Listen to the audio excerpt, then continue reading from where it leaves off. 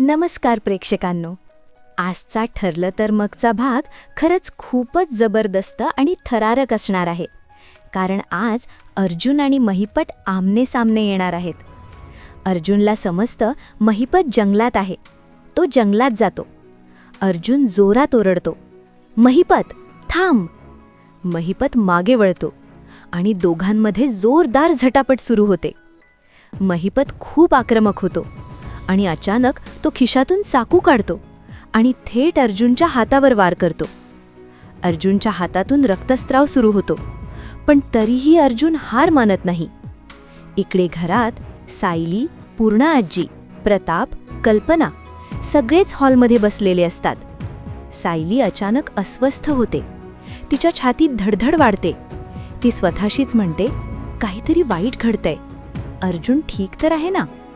सायलीला सतत अर्जुनची आठवण येते आणि तिच्या मनात भीती दाटून येते. इकडे जंगलात महिपत अर्जुनला जखमी करून तिथून पळून जाण्याचा प्रयत्न करतो, पण शेवटच्या क्षणी अर्जुन जमिनीवर पडलेली काठी उचलतो आणि महिपतच्या मागून जोरात वार करतो. महिपत खाली कोसळतो. अर्जुन लगेच पोलिसांना फोन करतो आणि म्हणतो, लवकर या, महिपत माझ्या ताब्यात आहे. थोड्याच वेळात पोलीस तिथे पोहोचतात आणि महिपतला अटक करतात. नंतर अर्जुन घरी येतो. हाताला जखम असते, पण चेहऱ्यावर समाधान असतं. सगळे घाबरून त्याच्याकडे पाहतात. अर्जुन सांगतो, महिपतला अटक झाली आहे. हे ऐकताच सगळ्यांना धक्का बसतो. अर्जुन पुढे म्हणतो, आता महिपत सगळं सांगेल. सिनियर आणि प्रतिमा आत्या यांचा खरा मास्टरमाइंड कोण आहे तेही. सायली अर्जुनकडे पाहते, पण प्रश्न असा आहे की महिपत खरंच सत्य बोलेल का?